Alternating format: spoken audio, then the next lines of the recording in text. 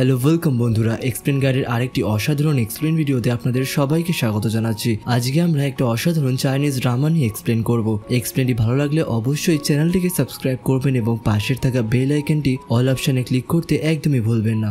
এবং খুব শীঘ্রই তোমাদের সামনে একটা সারপ্রাইজ আসতে চলেছে, সেই কারণে চ্যানেলটিকে সাবস্ক্রাইব করে অবশ্যই পাশে থাকবেন। এরপরে আমরা টাঙ্গিকে দেখতে পারি সে টাংশির হাত ধরে নিজের গায়ে মেসেজ করছে। তার নিজের হাত দিয়ে মেসেজ করা দেখে টাংশি তাকে বলে, তুমি যদি নিজের হাত দিয়ে ম্যাসাজ করতে পারো তাহলে তুমি বাড়িও যেতে পারবে। এবং যখন তাকে উঠিয়ে নিয়ে বাইরে বার করছিল তখনই টাঙ্গি আবার নাটক করতে শুরু করে এবং টাংশির গায়ে পড়ে যায়। টাংশি তাকে শুয়ে দিয়ে ব্ল্যাঙ্কেট চাপা দিয়ে সেখান থেকে চলে যায়। এর পরের দিন সকালবেলা টাঙ্গি যখন ঘুম থেকে ওঠে তখন সামনে এসে টাংশিকে দেখতে পারে। টাংশিকে দেখে সে আবার নাটক করতে শুরু করে। তার নাটক দেখে টাংশি তাকে জানায়, তুমি তোমার নাটকটা এবারে কখন স্টপ করবে। এটা শোনার পরে টাঙ্গি শকড হয়ে যায় এবং তাকে জিজ্ঞাসা করে, তুমি এটা নাটক কি করে জানলে। তখন টাংশি সিসিটিভি ক্যামেরার দিকে ইশারা করে এবং এখানে আমরা দেখতে পারি ট্যাঙ্গে রাত্রেবেলা উঠে টাংশির কিচেন থেকে খাবার খাচ্ছিল এবং খাবার খেয়ে বাকি খাবারগুলো সে ফ্রিজেও ঢুকিয়ে দেয়। এরপরে যখন তার হাতটা টেনে নিয়ে তাকে বার করে দিচ্ছিল তখনও টাঙ্গে সেখান থেকে যেতে চাইছিল না এবং তাকে বলে, তুমি বুঝতে পারছো না আমি কেন এখানে থাকতে চাইছি। কিন্তু টাংশি তাকে মুখের ওপর জানিয়ে দেয় এতে আমার কোনো ফারাক পড়ে না।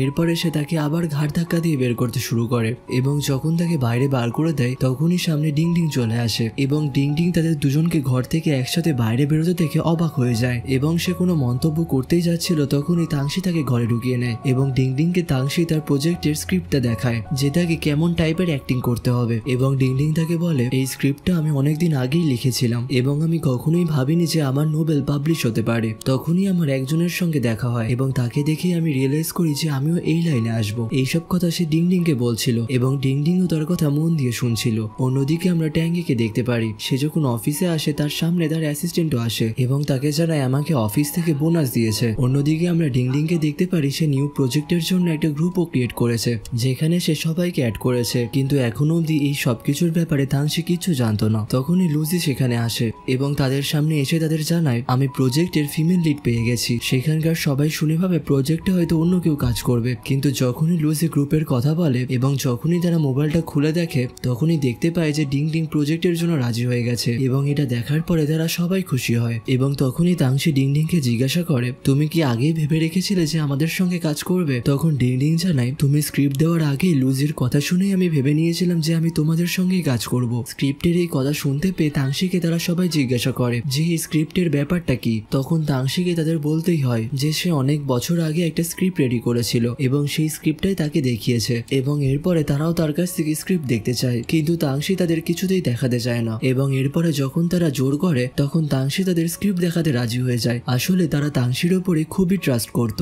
এরপরে আমরা ডিং ডিংকে দেখতে পারি যে স্ক্রিপ্টটা নিয়ে টাঙ্গের বাড়িতে এসছে এবং ডিং ডিং তখন জানায়, আমার আজকে আমার ফ্রেন্ডসদের সঙ্গে বেরোনোর কথা ছিল। এই কথা শোনার পরে টাঙ্গে ডিং ডিং এর হাত থেকে স্ক্রিপ্টটা নিয়ে নেয় এবং তার বন্ধুদের সঙ্গে ঘুরতে যেতে বলে। সে জল চাইলেও তাকে জল অবধি খেতে দেয় না। এরপরে টাঙ্গে তার স্ক্রিপ্টটা পড়তে শুরু করে। এর পরের দিন সকালবেলাতে তারা দুজনেই একসাথে অফিসে বেরোয় এবং টাঙ্গের সঙ্গে যখন তার দেখা হয় তখন টাংশি একটু আগে বেরিয়ে যায়। আগে চলে গিয়েও লিফটের জন্য তাকে অপেক্ষা করতে হয় এবং তারা দুজনে একসঙ্গে লিফটে ওঠে। তার আগে টাঙ্গে যখন টাংশিকে খাবার দিচ্ছিল সেটাও সে তার কাছ থেকে নেয় না। লিফটে ওঠার পরে তারা যখন লিফটের সুইচ টিপতেই যাচ্ছিল তখন তারা দুজনেই একসাথে হাত বের করে, কিন্তু তারা দুজনেই সুইচ না টিপে দূরে সরে যায় এবং যখন সুইচ টিপতেই যাচ্ছিল তখন দুজনে একসঙ্গে সুইচ টেপে এবং তারা দুজনেই অকওয়ার্ড ফিল করে। তখনই টাঙ্গে তাকে বলে, তুমি 2 বছর আগেও খুব সুন্দর স্ক্রিপ্ট লিখতে। এরপরে যখন সে বুঝতে পারে যে ডিং ডিং তাকে স্ক্রিপ্টটা দিয়ে দিয়েছে তখন সে তার কাছ থেকে স্ক্রিপ্টটা চায়, কিন্তু তখন সে তার স্ক্রিপ্টটা লেখা ভালো হয়েছে এটা ছাড়া আর কিচ্ছু বলে না। তার এমন কথা শুনে টাংশিও খুব খুশি হয় যে তার স্ক্রিপ্টটা সত্যিই তার এত পছন্দ হয়েছে। অন্যদিকে টাংশি যখন অফিসে পৌঁছায়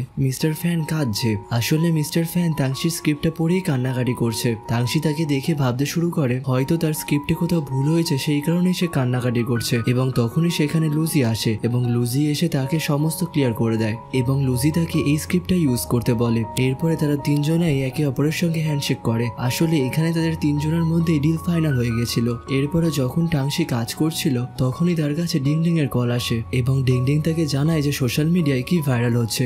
সবাই নাকি বলছে টাংশি যে স্ক্রিপ্টটা লিখেছে সেটা অন্যের কপি করা। এটা শোনার পরে টাংশিও সোশ্যাল মিডিয়া চেক করে এবং এটা দেখার পরে সে ডিং ডিংকে বলে, তুমি যে ফিল্ডে আসছো সেই ফিল্ডে এগুলো হতেই থাকে, সেই কারণে এগুলো দেখে বেশি টেনশন করবে না। এর পরের দিন টাংশি যখন অফিসে যায় তখন সে দেখতে পায় সবাই মিস্টার জাওয়ের ইন্টারভিউ দেখছে। সেই ইন্টারভিউতে টাংশির ব্যাপারেই বলছিল করছিল যে তার স্ক্রিপ্টটা পুরো কপি করা, এবং সবাই তাকে এই বিষয় নিয়ে ক্রিটিসাইজ করতে শুরু করে। এরপরে তাংশি মিস্টার ফ্যানকে জিজ্ঞাসা করে, আপনারও কি মনে হয় যে আমি কপি করেছি? কিন্তু আমি এক ফোঁটাও কপি করিনি, ওয়ার্ড টু ওয়ার্ড আমার নিজের হাতেই লেখা, না আমি কাউকে কোনো কিছু জিজ্ঞাসা করেছি। এবং তখন সেও তাকে জানায় যে আমার তোমার ওপর পুরো ভরসা রয়েছে। অন্যদিকে আমরা টাঙ্গিকে দেখতে পারি যে বোর্ড অফ ডাইরেক্টরদের সঙ্গে মিটিং করছে তাদের এই প্রজেক্টের ইনভেস্টের বিষয়ে। সেখানকার সবাই কিছুজন এই প্রজেক্টের বিষয়ে এগ্রি করছিল, আবার কিছুজন এগ্রি করছিল না। কিছুজন তার সিস্টারকে এই প্রজেক্টে কাজ করতে বারণ করছিল, তারা বলছিল যে সে হয়তো পারবে না। কিন্তু তখনই টাঙ্গে তাদের সামনে এমন এমন পয়েন্ট তুলে ধরে যে সবাই তখন বিশ্বাস করে নেয় যে সে অ্যাক্টিং করতে পারবে। এবং তখনই তাদের কোম্পানির একটা এমপ্লয় আসে এবং তাদের স্ক্রিপ্টের কথাটা জানায়। তারা সোশ্যাল মিডিয়া খুলে এইসব দেখার পরে নিজেদের মধ্যে কথা বলতে শুরু করে, কিন্তু ট্যাঙ্গে এখানে তাংশিকেই সাপোর্ট করছিল।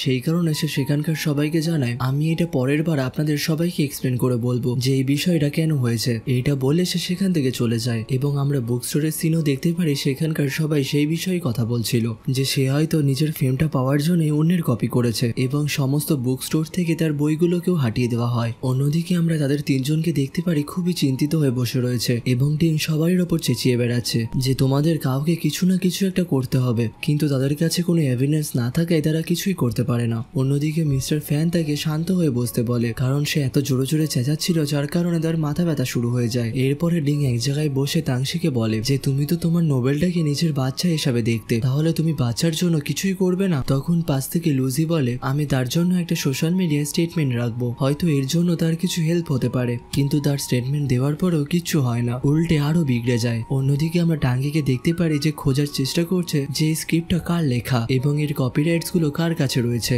এবং এই কথাটা তার অ্যাসিস্ট্যান্ট জাওকেও জানিয়ে দেয়। অন্যদিকে আমরা তাংশিকে দেখতে পারি সে খুবই চিন্তিত রয়েছে এবং তার দ্বারা একটাও কাজ করা সম্ভব হচ্ছে না। সে যখন বাইরে বেরোয় তার সঙ্গে বুক স্টোরের একজনের কথা হয়, এবং সেখান থেকে সে জানতে পারে বুক স্টোর থেকে সমস্ত তার বই হাটিয়ে দেওয়া হয়েছে। এবং সে তাকে এটাও জানায় যে আমার এগুলো করার একদমই ইচ্ছা ছিল না, কিন্তু এখানে যে ইনভেস্ট করে সেই সরিয়ে দিয়েছে। এমনকি আমি এটাও জানি যে ওই বুকগুলো তোমারই লেখা এবং স্ক্রিপ্টটা তুমি কারোর কপি করোনি। সে তার সঙ্গে এইসব কথাই বলছিল, তখনই ডিং ডিং সেখানে আসে এবং ডিং ডিং তখন তাংশিকে এক জায়গায় নিয়ে যায়। এরপরে আমরা দেখতে পারি টাঙ্গে তার জন্য অপেক্ষা করছিল এবং ডিং ডিং তাকে টাঙ্গের কাছেই নিয়ে আসে। এবং সে যেহেতু কিছু খায়নি সেই কারণে তারা একসাথে টাঙ্গের বাড়িতে যায় এবং তারা তিনজনে একসাথে ডিনার করতে শুরু করে। টাঙ্গে তাকে স্পেশাল ভাবে সার্ভ করে দেয়। সেইটা দেখে ডিং ডিং তাকে বলে, এইখানে আমার জন্য কারো থাকা উচিত ছিল, না হলে আমার খুব একা একা ফিল হচ্ছে। কিন্তু টাঙ্গে তার কোনো কথাই শোনে না, সে শুধু তাংশির দিকেই ফোকাস করে থাকে। তার যখন খাবার খেতে ভালো লাগছিল না সে তার উপর দিয়ে আরো মশলাপাতি দেয় যাতে তার খাবারটা আরো টেস্টফুল লাগে। খাবার খাওয়া হয়ে যাওয়ার পরে তাংশি ডিং ডিংকে একটু এগিয়ে দিয়ে আসতে যায় এবং সে যখন লিফটে ওঠে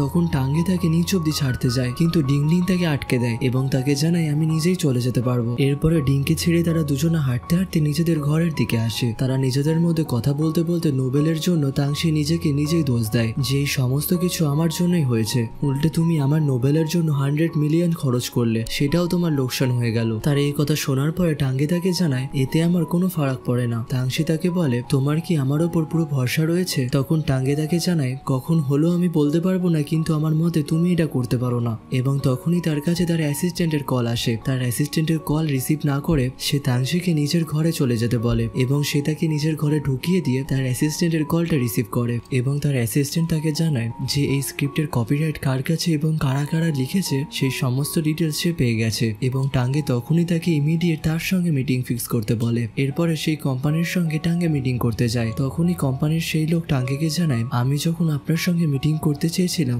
তখন আপনার টাইম হয়নি, এখন আপনার টাইম কি করে হচ্ছে? এবং তখনই সে তার সঙ্গে সেই স্ক্রিপ্টের বিষয়ে কথা বলতে শুরু করে। তখন সেই লোকটা টাঙ্গেকে বলে আমাদের কাছে আসল কপিরাইটস রয়েছে এবং আমাদের নোবেলটাও অরিজিনাল। তার কথা শোনার পরে টাঙ্গে জানায় আমার পুরো বিশ্বাস রয়েছে যে আপনার কোম্পানির অথর কখনোই কপি করতে পারে না। তার এই কথা শোনার পরে কিছুক্ষণের জন্য সে চুপ থাকে। এরপরে তাদের দুজনের মধ্যে সেই কপিরাইটস এর বিষয়ে কথা বলা শুরু হয়। এরপরে ট্যাঙ্গে যখন বাড়িতে আসে তখন তার বাবা তার বাড়িতে বসেছিল এবং তার বাবাকে রোমান্টিক মুভি দেখতে দেখে একটু দাঁড়িয়ে পড়ে। তার বাবাকে সে জিজ্ঞাসা করে যে আপনি তো কখনোই এমন ধরনের মুভি দেখতেন না। তখনই তার বাবা টোন মেরে তাকে বলে আমার ছেলেও তো কখনোই রোমান্টিক মুভিতে ইনভেস্ট করেনি, আমিও দেখতে চাই যে সে কি দেখে ইনভেস্ট করলো। এবং তাকে জানায় সোশ্যাল মিডিয়ায় যেগুলো চলছে সেটার সলভ তোমাকে তাড়াতাড়ি করতে হবে। এটা বলে সে সেখান থেকে চলে যায়। অন্যদিকে আমরা তাংশিকে দেখতে পারি সে খুবই চিন্তিত রয়েছে, কারণ এখনো সোশ্যাল মিডিয়ায় সেগুলো খুবই ভাইরাল। তার ফ্রেন্ড তাকে মানানোর চেষ্টা করলেও সে মানতে চাইছিল না, এমনকি সে কিছু খাবারও খাচ্ছিল না। অন্যদিকে ডিং ডিংও খুব রেগে যাচ্ছিল যে তার ফ্যান্সরাও এখন তাকে হেট করছে।